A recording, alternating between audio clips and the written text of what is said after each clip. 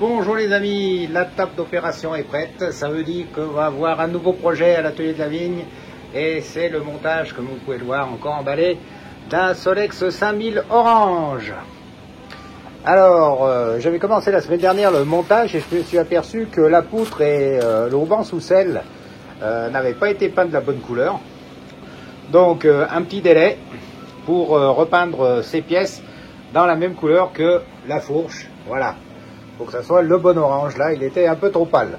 Donc, on va commencer par déballer cette fourche. On va installer, bien sûr, comme d'habitude, les deux coupelles de cage de billes de direction. On va installer, là, je l'ai déjà préparé, tout ce qui est câble et gaine pour l'arrière. Et on va bien sûr monter la fourche avec le jeu de direction rechromé qui va bien.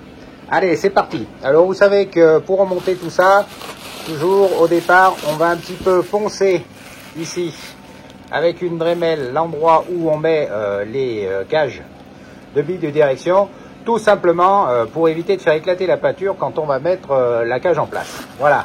Alors on va mettre un petit coup de meuleuse, on va mettre les deux coupelles et on va installer la gaine. Go, go, go. Voilà, vous avez vu, on a mis donc la fourche, les gaines. Voilà, tout est fait. Ça coulisse librement, pas de souci. Et maintenant, on va attaquer le montage donc du pédalier et du bas de pédalier. Bon, les amis, après un petit peu de travail, pas mal d'ailleurs d'ajustements et tout ça, eh bien, on arrive à ça. Donc, mise la poutre, les deux longerons latéraux, la béquille et son support, le pédalier, bien sûr, qui a été rechromé à neuf. Et puis, pour éviter le jeu du pédalier, à l'atelier de la vigne, on a, sur la boutique, des petites rondelles de calage comme ceci, ou plus grosses, comme cela, qui vous permet d'avoir un pédalier onctueux. Voilà, il tourne comme il faut. Et il va se faire un peu parce que, bien sûr, la peinture va s'user ici. Et donc, bien sûr, il tournera encore plus librement à faire après. Donc, voilà qui est fait. Je vais maintenant continuer à monter l'arrière. Donc, toute la partie, donc, porte-bagages, selle, etc. Donc, en me fiant un petit peu à celui-là là-bas, parce que c'est vrai que je monte pas des 5000 tous les jours, donc la mémoire est quelquefois défaillante. On continue petit à petit, j'ai tiré les fils à l'arrière, mis le garde-boue inox donc qui a été poli. Alors il y a des traces de doigts là, bien sûr, il faudra nettoyer tout ça. J'ai installé le feu arrière qui fonctionne. Je vais scotcher ici avec du double face le fil électrique. La gaine du fil électrique, je mets une gaine, c'est mieux, ça coupe moins les fils, parce que tout est un peu coupant hein, sur les Solex, surtout l'inox là. Et puis je vais à présent installer, alors ça c'est pas à l'origine c'est un truc un peu spécial, vous le verrez. Je vais aller le microbiller d'ailleurs, parce que c'est celui d'origine que je vais remonter.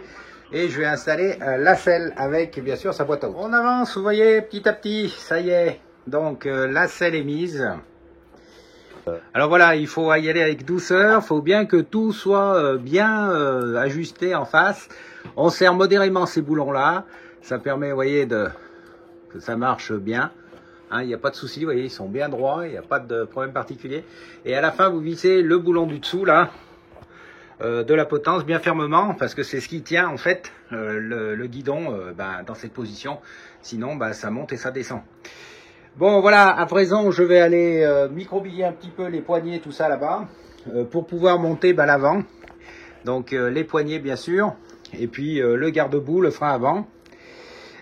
Et puis je monterai ensuite les roues, la chaîne et tout ça. Et bien sûr les câbles de frein avant, arrière, gaz et décompresseur. Alors voilà les amis, j'ai monté pas mal de choses, dont les deux roues. Alors exceptionnellement, je n'ai pas reconditionné les roues ce coup-ci pour une raison, c'est que je n'ai plus, pour l'instant, il n'y a plus de jantes 16 pouces au moment où je fais cette vidéo en stock. Et donc, je ne pouvais pas le laisser sans roue. Donc, j'ai acheté directement des jantes complètes hors pneus, bien sûr, chez un de mes fournisseurs. Ça c'est la première raison, pas de cerclage. Et puis la deuxième raison, c'était que le moyeu avant de ce Solex, alors vous voyez là c'est un moyeu beaucoup plus moderne, eh bien était foutu. Alors foutu pourquoi? Parce que les billes ont longtemps se tourné sans un poil de graisse. Et donc le chemin de roulement était complètement usiné. Alors c'est sauvable bien sûr, mais il faut du temps pour le faire. Il faut que je vois quelle bille mettre dessus, un peu plus grosse, rectifier ça autour. Bon, et là je voulais que le Solex puisse sortir entre guillemets rapidement. Donc c'est pour ça que j'ai pris ces jantes donc directement au fournisseur. Elles sont pas mal, ça s'adapte bien, ça tourne correctement. Et puis c'est d'assez bonne facture, assez bonne qualité quand même. Et du coup j'ai pris l'arrière aussi pour que ça soit un peu coordonné. Donc avant-arrière, que ça soit à peu près la même chose. Les pneus, j'ai mis des pneus flanc blanc de 16 pouces pour les propriétaires de 5000 qui veulent que je restaure leur machine comme ça. Sinon, vous savez, moi je mets pas trop de pneus à flanc blanc parce que je trouve qu'ils résistent pas trop aux UV et que ça se salit très vite. Mais bon, quand le client veut, je mets ça, il n'y a pas de souci. Et donc j'ai ajusté un petit peu. Alors faut ajuster par rapport à ce qu'ils vendent, hein, la roue arrière, parce que c'est beaucoup trop large, donc faut remettre un peu des écrous de calage pour que ça soit bien centré. Mais à première vue, ça s'est monté assez rapidement. Il faut que je vois aussi si les mâchoires de frein sont d'un niveau correct ou pas, sinon je les changerai par des Polini, parce que bien souvent ce sont des véritables savonnettes qui sont vendues avec ce type de tambour. Voilà, alors qu'est-ce qu'il me reste à faire? Eh bien, vous voyez que j'ai monté aussi le garde-boue et la bavette. Alors le garde-boue, il a encore des stigmates, hein, de son passé.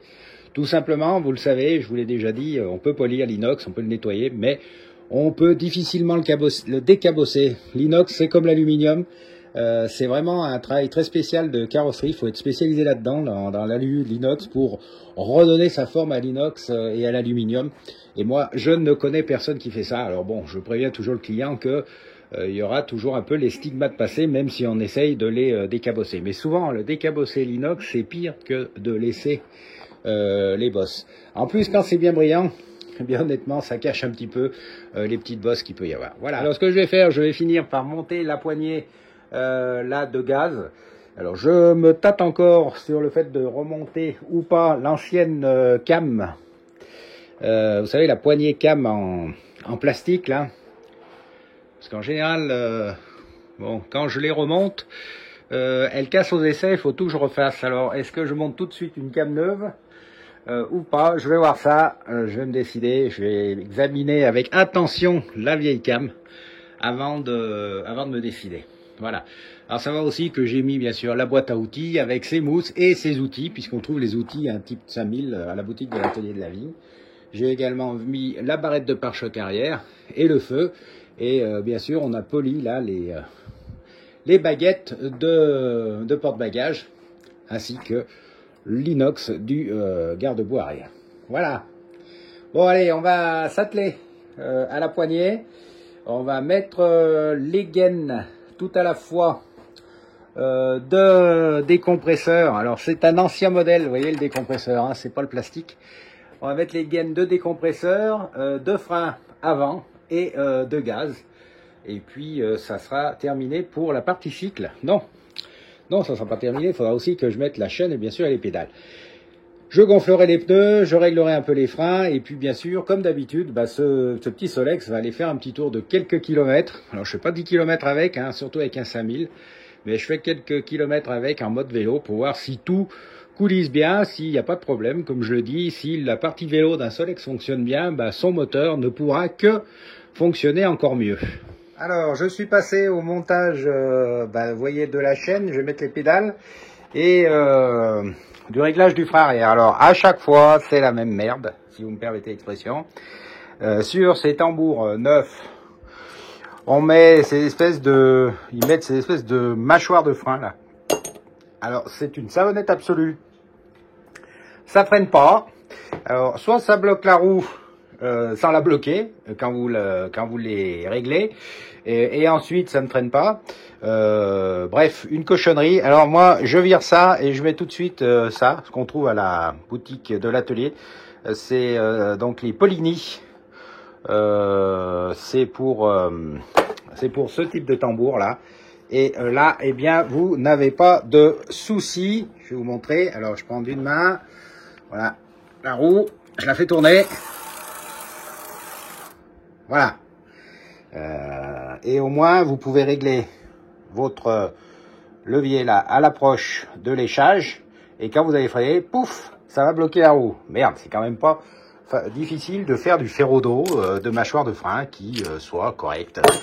C'est infernal. Bon, voilà. C'est mon petit coup de gueule. Maintenant qu'on trouve des bonnes pièces à la boutique de l'atelier, tout va bien. Enfin bon, c'est quand même assez, comment dire... oh, je savais peser mes mots.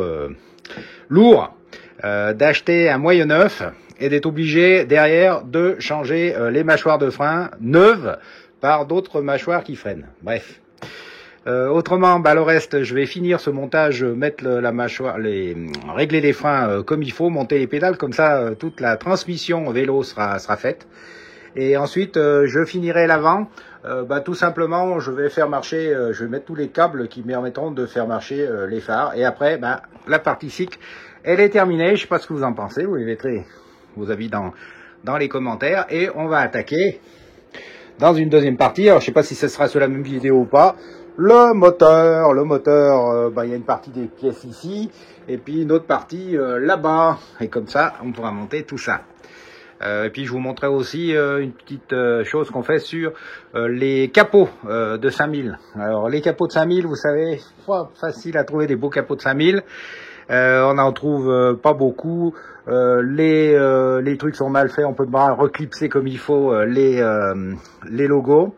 Alors à la boutique on vend des capots blancs avec des logos clipsés. Donc déjà il est clipsé dessus, donc on sait qu'il va bien. Et ce capot blanc, il permet de mettre une belle peinture plastique de la couleur de votre 5000. Donc si vous voulez un capot orange, eh ben on fait un capot orange. Enfin on peut faire un capot orange, un capot blanc, un capot jaune, un capot blanc, jaune, orange, bleu, atoll. Et puis comme ça, eh ben vous avez le beau capot qui va bien avec le beau logo qui se clipse bien. Vous n'êtes pas obligé de coller, agrandir, bricoler pour faire ça.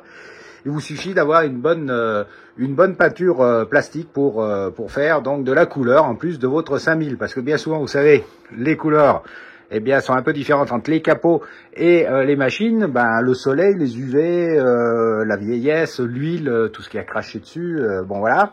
Et donc, ça vous permet d'avoir un beau raccord entre capot moteur et le reste du Solex. Voilà. Et puis éventuellement, si vous ne voulez pas faire la peinture, eh ben vous nous faites coucou et on vous fera ça, il n'y a pas de souci. Bon allez, on continue. Alors, certains me demandent comment on utilise ces pinces qu'on appelle 3 mains pour tendre les câbles. Alors c'est très simple, vous allez mettre votre arrêt de câble et puis vous allez positionner la pince sur le câble, comme ça. Voilà. Et après là, vous voyez un petit ergot qui permet de la tenir et ça tient le câble tendu tout simplement. Et après, vous faites tourner votre roue, là vous voyez qu'elle tourne librement, donc on peut aller un peu plus loin pour essayer de trouver l'endroit où ça lèche. Là ça tourne toujours librement, un cran de plus. Et là vous voyez, la roue commence à ne pas tourner librement, donc c'est là que vous allez avoir le moment où, eh bien on va dire, ça commence à lécher la surface de la mâchoire. Alors on va laisser comme ça parce que ça va s'user très vite en fait. Donc à ce moment-là, on va laisser la pince 3e main ici et on va venir tout simplement, bah, vous le savez, serrer le câble sur son, bah, le serre-câble. Hein, voilà, sur son quoi. Le serre-câble, il serre le câble. Voilà, on serre bien. Voilà. On enlève ensuite la pince 3e main et on teste. Donc vous voyez là, hop, ça freine extrêmement bien. Alors il faudra revenir un petit peu en arrière pour tout simplement savoir que eh bien ça va s'user. Donc on va d'abord roder le tout et après on ajustera le frein. Donc voilà les amis. Frein arrière réglé. Alors je laisse toujours le bout, vous le savez, c'est pour régler par la suite. avant de tout enlever et de mettre un embout. J'ai également mis les pédales. Alors ce que je vous conseille bien sûr avec les pédales, c'est de toujours bien graisser. Déjà j'ai ça, c'est vachement bien cette seringue là, ça se vend à la boutique. De bien graisser les pas de vis avant de les monter. Pour plusieurs raisons. D'abord, c'est plus facile à monter. La seconde raison, c'est que ça rouillera pas. Et quand vous voulez démonter un jour une pédale, vous n'aurez pas à forcer dessus comme un malade. Et puis la troisième raison, surtout pour ceux qui ont beaucoup de Solex ou de cyclo, ça vous permet de les enlever aussi facilement parce qu'elles se démonteront facilement quand elles sont graissées. Et vous pourrez ainsi mettre plus de cyclos les uns à côté des autres sans que les pédales gênent ou les esquintent. Voilà, ça c'est un petit tuyau que je vous donne. Eh bien, on va passer maintenant à la dernière chose, c'est la mise en place de la lumière avant et des différents câbles. Bon, ça devrait aller rapidement. Et puis, avec une pile, on va regarder si, bien sûr, la lumière fonctionne.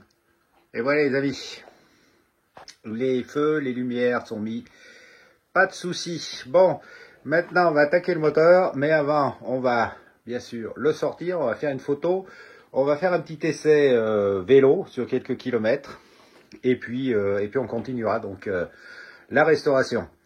On en profitera aussi pour ranger un petit peu, ce qui nous permettrait d'y voir après un peu plus clair.